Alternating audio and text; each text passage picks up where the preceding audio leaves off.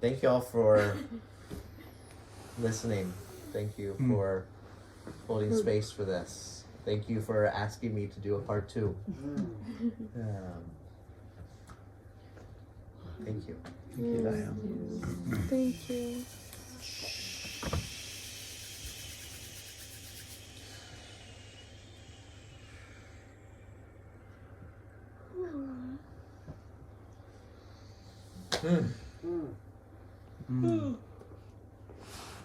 There will be, of course, a lot of questions, I'm sure, answered next week.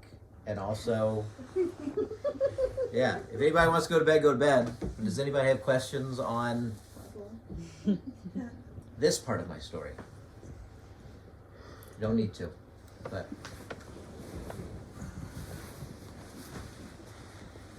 I just want to know what happens next.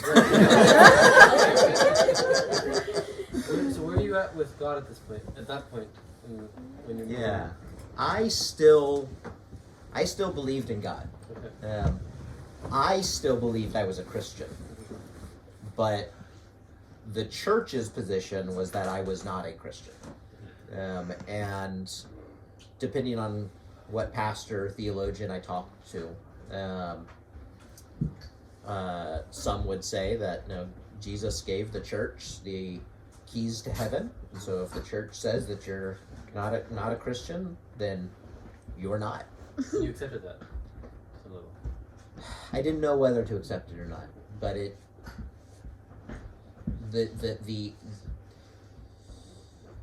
I was very uncomfortable with the uncertainty, which the role of uncertainty versus certainty comes into play a lot in the part 2. But yeah, there was a lot of dissonance around that internally. What happened to your eye? I still have it. Can you see through it? Some. But you can ride a motorbike. You need only one eye to I ride a can motorbike. legally ride a motorbike. Okay. Yeah, I had to get a physician to sign off on it. But yeah, the pupil is, my eyes are so dark, so unless like I'm shining a light directly at it, it's not very noticeable. If I had light eyes, it would be very apparent. But my pupil's all ripped and misshapen, and it doesn't dilate. Okay. So it's very photosensitive. Bless you, Dyon. This, bless you. Amen. God bless you.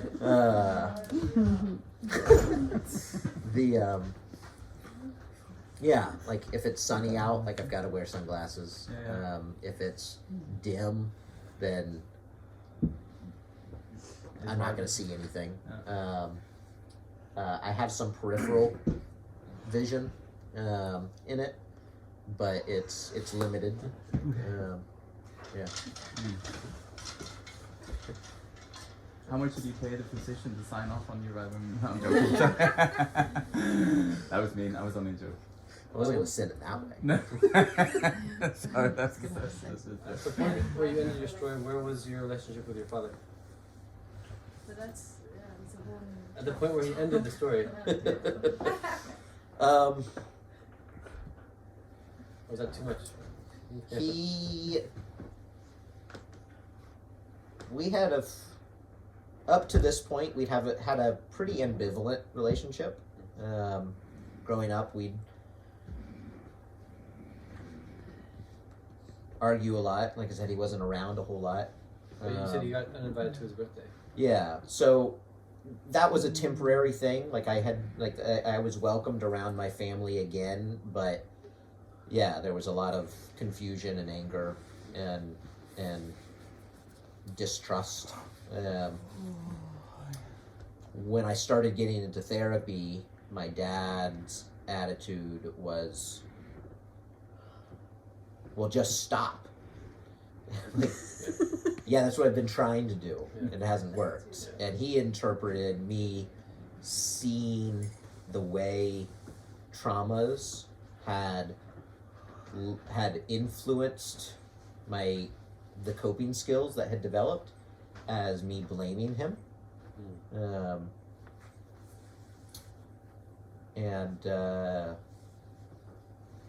it took a while for us to get past him feeling like I was blaming him by owning the way my life experiences had influenced me.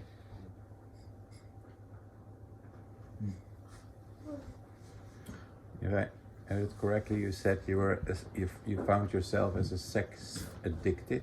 Sex addict was Yeah. how I was identifying at the time. But Yeah. is that what you still think that you were? No. Thank you. At this stage, you're still married. By the time I moved, no, she around the time I was excommunicated, I think You you got a might divorce. end it directly. we had split up. After I came out of this inpatient sex addiction center, I told her, "Hey, we're married. I want to stay married, and also, I have to work on this, and this needs my attention. I cannot work on our marriage and work on this simultaneously." And that was, and then she filed for divorce. Yeah.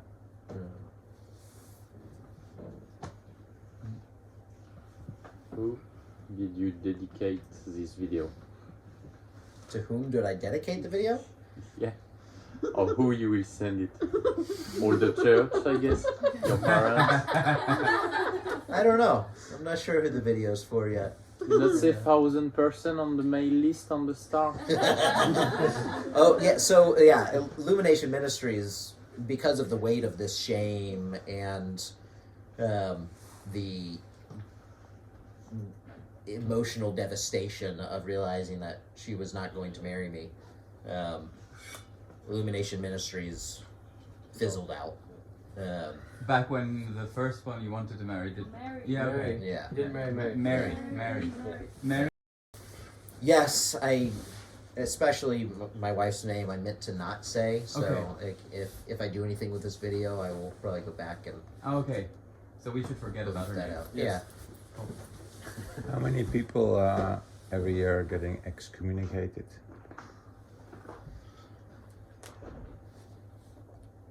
Up to the point that I was excommunicated, I'd known one other person to be excommunicated. A friend's dad had been excommunicated, also because like related to sex and divorce, when we'd been younger. Had you followed through in that final conversation with the blacksmith Scotch drinkers? That where's the grace now? You know what I mean? They, by going and having me go to therapy, marriage therapy with my wife, and supporting me by agreeing to receive my daily internet activity monitoring, that was them being supportive. Yeah. But according to the tools that they knew and had. but that evening really made where you are now. I think that honesty that you came to this questionnaire and shared it with them. If you could also not have done it, it's really like the flip of the coin. If you would just go on with your life, you would still smoking cigars with the blacksmith. I'd probably be dead. Or dead. I probably would have taken my life a long time ago. So it changed your life, that honesty. Had you thought about telling someone before that, or was it? That was terrifying. Absolutely terrifying. Like to let anybody actually know how sinful I was. Like, no, that was the scariest thing in the world. How did it happen that evening then? Had you contemplated telling, or was it? No, it was it the was the very news. same week that dissonance had just become intolerable. Mm. And I think it had reached a point where I either needed to say something to try to resolve that dissonance, or I needed to kill myself. Mm. I could not handle that level of dissonance. Mm. It was too much. But can I say something? Yeah. Because it felt like to me when you were sharing that part of the story, you were talking with your friends who are also Christians about how you would, handle the case with this other dude, Mm-hmm. and that as you progressed through that discussion, that it was giving you some sense of safety, Mm-hmm. which gave you the courage to sort of like share. Is that what happened? Yeah. Okay. Yeah. Did you see it as a kind of portal to or escape? That's where I'm supposed to say it. Or was it just popped up? It just happened. It just happened. Yeah. So there was no contemplation at all. Mm-mm. whatsoever. Mm-mm. Right. It was just with the weight of that dissonance and the topic of conversation. I found myself. I think I wanted to say something. It was terrifying, and also like I had to do something. And so I kind of keyed in on this topic of conversation, and that's when I kind of started carrying the conversation, guiding the conversation to spiral it in until I felt safe enough. For sure. Yeah. Thank God that other pastor had a sex scandal. Praise Jesus! Yeah. What were you saying? How did that change? Or what happened after telling them? Like, did that change? It felt initially cathartic. Yeah. I thought, okay, I finally said something. Mm. Maybe this was the missing piece. Maybe now that I've said something, and now that I have these other men that are going to support me in this, and now that I'm really going to use all my creative ingenuity to construct a cage for myself, now, finally, Construct a cage. I'm going to beat this. It felt cathartic and exciting. You just shared that you were, otherwise you maybe would taking your life. I assume that you had those thoughts then before that evening when you were talking with your friends. Oh yeah, this had was been it- something from the time I was a teenager with But this was shame. did it end after you said it? No. When did that end?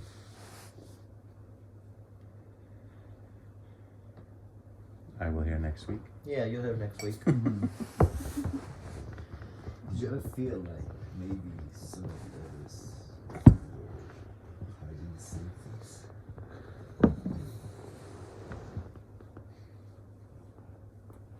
I suspected sometimes. Yeah. I do so too. Yeah. I do. And that if you are honest about it, and that you were honest. That's a good thing. This might or might not come up in part 2, but yeah, for many years, I would share this much of the story when this was the whole story.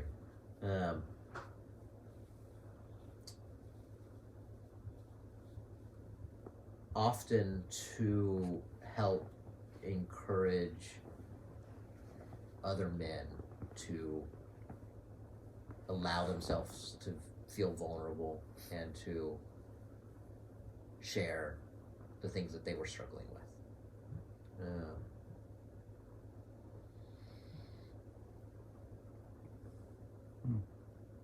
Do you really think that you went through this because your mother died when you were 6 years old? I mean, it's not a causational thing. It's not because my mom died, then I did this.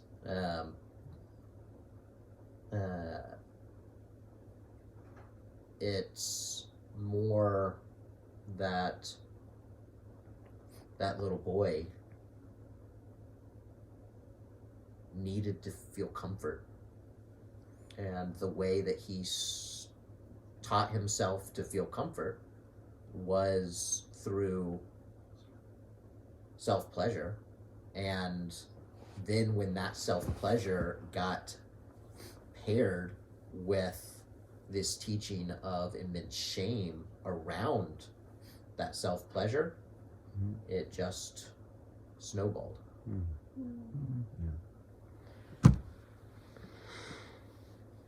Because I think that self-pleasure, that has every child has that self-pleasure. Yeah. It was, and the weight that I put on myself, and that unintentionally others put on me by, like, I was going to be the next Billy Graham. And So, you like, still will be. No, but that's true. Whoever that might be. But you will die.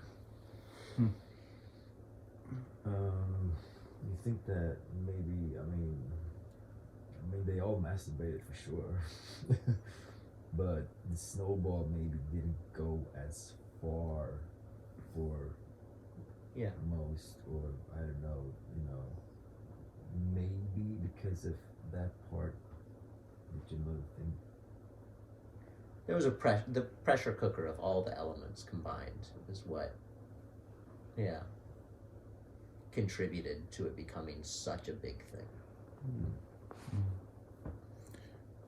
But it's so common. I mean, all of the, like, especially among the teenage boys, a youth group, like 90% of the unspoken prayer requests, I'm sure it was about Masturbation. lust. Yeah. Pastors and sex scandals is quite usual. Oh, yeah. These days as well. So. Yeah. It's like, I have a question. Yeah. I wonder when the church got to know it, and then you had these people controlling you, kind of, so you wouldn't do it. Me inviting their control, I kind of wonder if you ever felt like, or have a thought that this is actually really abusive what they are doing. Do you see what I'm saying? Stay tuned for part 2. Okay, yeah. Because I feel really like, I feel that it's actually really abusive to control someone's sex life that way, kind of. That is actually kind of abuse. That was at this point in my story, that was not on my radar. Yeah.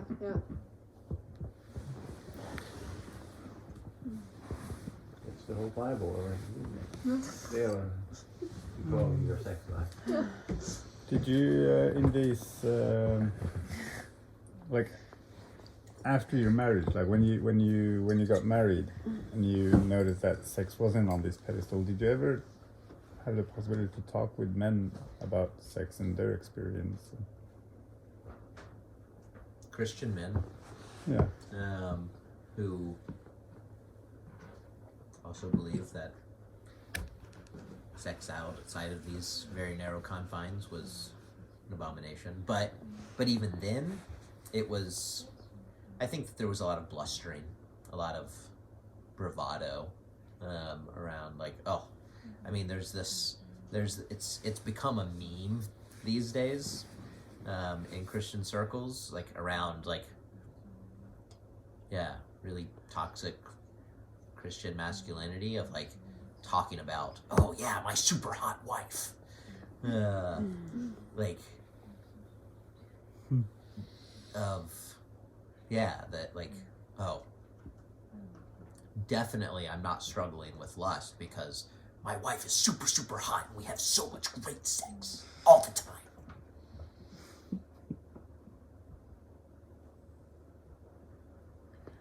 Do you remember when you were saying it that evening to your friends and you went all the way and they say, "Are you joking?" Mm-hmm. That you had there still the chance to get out of it. Do you remember that? That you was there like, you know, Yeah. like fuck it, I'm gonna tell And then it. to press forward anyway. Yeah. Yeah. Wow. Yeah. Wow.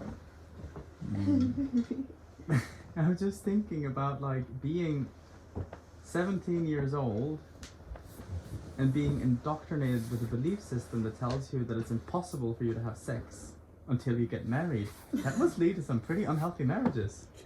It does. Pretty messed up. But Yes, also, it is. when it's not there, you have also really some unhealthy marriages. Yeah. Then it's well, but I mean, then it, you And know. yeah. This contributes to a lot of unhealthy marriages. And also, what you said that your siblings they got to get married because you know Yeah, the child none of is them coming. stayed married to their high but- school sweethearts. yes, Yeah. Yeah. Some of them one lasted a year. One lasted 10 years. But yeah. And it was really that when you got lost everything, you're out of your church, your friends, everything, and that you still could go to your second parents, Mm-hmm. that they took you in, and that for them it was okay, even if you were thrown out of the church. That was very. It wasn't okay, but I was still welcome and loved. Yeah, Yeah. but that was very touching. Yeah. Very Really beautiful. touching. Yeah. Very beautiful. Mm-hmm. Just humanity. Because it was the same church. It was the same denomination. Yeah. Were they in trouble for that? No, if they had invited me to take communion, then yes. What is that? Communion. Communion is like the bread and wine. Oh, Okay, yeah. No, Yeah. no, about it. the blood and Yep. meat.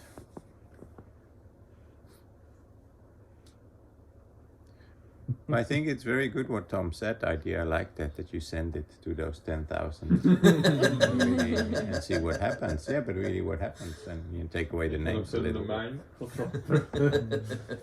Yeah, I really feel it's a loss. It has a lot of value actually, because I has lots of Christian friends, and I also know that they kind of maybe don't take this on the video, but she felt she couldn't talk about this with her friends, and then I realized that wow, I realize how many people that is in this kind of situation, and in that way I really see that your story is really supporting people with this kind of and to kind of see the how weird it is kind of.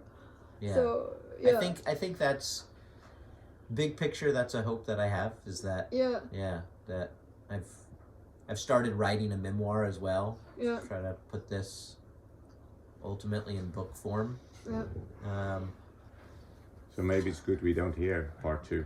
You can't hear that. Well, part of Otherwise- one of my intentions with this is with the video is to potentially like run it through an AI to transcribe it and to maybe use that somewhat as a framework for then fleshing it out into book form more. That's an idea I have. Also, there's a chance I might feel brave enough to post this video on that new website where you can see videos of all sorts of stuff like YouTube or something, and see. I think you can also go to Oprah. That would also be Oh. nice. Yeah. Värmlandsoperan. Oprah Winfrey. Oh, you got it. Okay. Looks like you didn't get it. Var det till Värmlandsoperan? Thank you so much. Thank you. And I guess See you next week. Be back up here next week.